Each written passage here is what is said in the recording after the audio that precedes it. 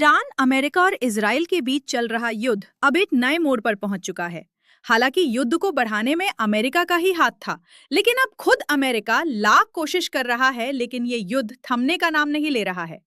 और पिछले 24 से 48 घंटे में हालात रातों रात इस तरीके से पलटे हैं कि सप्लाई चेन जो डिस्टर्ब हुई थी, उसका असर अब भारत पर साफ साफ दिखना शुरू हो चुका है। और अभी तक इस बात का केवल डर फैल रहा था कि कहीं कोरोना जैसा लॉकडाउन भी इस बार ना लग जाए, लेकिन अब सच्चाई सामने आने लगी है। और भारत में पेट्रोल पंप पर कहीं पर लंबी लाइन देखने को मिल रही है, तो खबर बता रही है कि कई पेट्रोल पंप पर स्टॉक ही खत्म हो चुका है, क्योंकि ईरान, इजराइल और अमेरिका के बीच चल रहा युद्ध रोकने का नाम तो नहीं ले रहा है, लेकिन दूसरी ओर इसकी वजह से दुनिया भर की सप्लाई चेन इस तरीके से प्रभावित हुई है कि अब भारत की कई पेट्रोल पंप पर नो स्टॉक का साइन बोर्ड लगाया जा चुका है। और अगर ताजा अपडेट की बात करें, तो छोटे-मोटे शहरों की तो बात ही छोड़िए, बल्कि दिल्ली, मुंबई, चेन्नई और कोलकाता जैसे बड़े-बड़े शहरों की पेट्रोल पंप पर फ्यूल का स्टॉक मिल ही नहीं रहा है।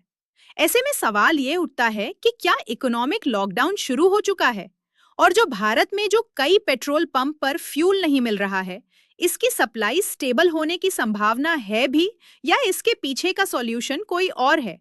बहुत बड़ी डेवलपमेंट निकल कर आ रही है, तो इस वीडियो में समझते हैं। लेकिन भारत चुपचाप तमाशा देखने के बजाय पूरी सिचुएशन को मॉनिटर करके तैयारी भी कर रहा है। उसके लिए आगे बढ़ने से पहले वीडियो को लाइक करके हमारे चैनल छुपी दुनिया को सब्सक्राइब जरूर कर लीजिए। सबसे पहले ये समझिए कि इजराइल, ईरान और अमेरिका के बीच चल रहे युद्ध की कंडीशन बहुत ही नाजुक है। ऐसे में ये युद्ध रुकेगा भी या लंबे समय तक चलेगा, इसको लेकर कुछ भी नहीं कहा जा सकता। क्योंकि देखा जाए तो पिछले 24 से 48 घंटों में ईरान, इजराइल और अमेरिका के बीच हालात और ज्यादा गंभीर हुए हैं।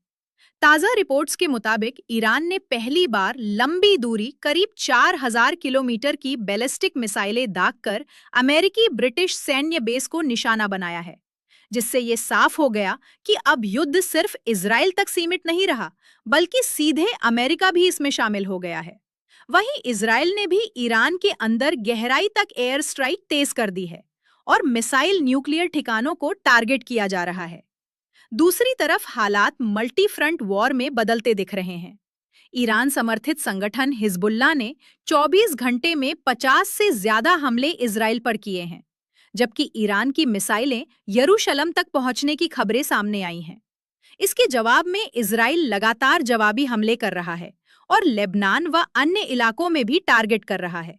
साथ ही खाड़ी क्षेत्र में अमेरिकी बेस और ऊर्जा ठिकाने भी अब निशाने पर आ रहे हैं, जिससे पूरे मिडिल ईस्ट में युद्ध फैलने का खतरा बढ़ गया है। जहां तक युद्ध रुकने की संभावना की बात है, फिलहाल स्थिति काफी नाजुक और अनिश्चित बनी हुई है। अमेरिका की तरफ से सख्त चेतावनी और संभावित बड़े सैन्य एक्शन के संकेत मिल रहे हैं। यहां तक कि ग्राउंड ऑपरेशन की चर्चा भी हो रही है। वहीं ईरान भी पीछे हटने के मूड में नहीं दिख रहा और लगातार जवाबी हमले कर रहा है। ऐसे में फिलहाल तुरंत युद्ध रुकने के संकेत नहीं है, बल्कि आने वाले कुछ दिनों में ये टकराव और बड़ा रूप ले सकता है, जब तक कि कोई बड़ा कूटनीतिक दबाव या अंतर्राष्ट्रीय हस्तक्षेप सामने नहीं आता।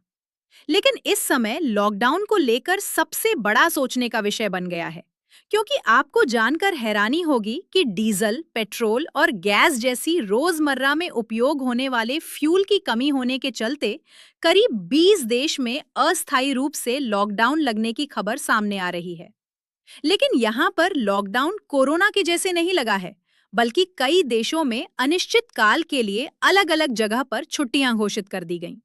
लेकिन भारत में अभी तक कोई चीज बंद तो नहीं की गई है, लेकिन फिलहाल बीते 24 घंटे से डीजल और पेट्रोल की कमी भारत के पेट्रोल पंप पर देखने को मिल रही है। हालांकि भारत सरकार का कहना है कि हमारे पास पर्याप्त फ्यूल पहले से ही स्टोर है, जिससे डीजल और पेट्रोल की कमी नहीं होगी। लेकिन फिलहाल में जो सच्चाई सामने आ रही है, इसने कई लोगों को पैनिक में डाल दिया है। फिलहाल भारत के पेट्रोल पंप पे डीजल और पेट्रोल की कमी क्यों देखने को मिल रही है? उसके लिए सबसे पहले ये समझिए कि भारत अपनी तेल जरूरतों का लगभग 85% हिस्सा इंपोर्ट करता है, और इसमें सबसे बड़ा योगदान रशिया का है, जो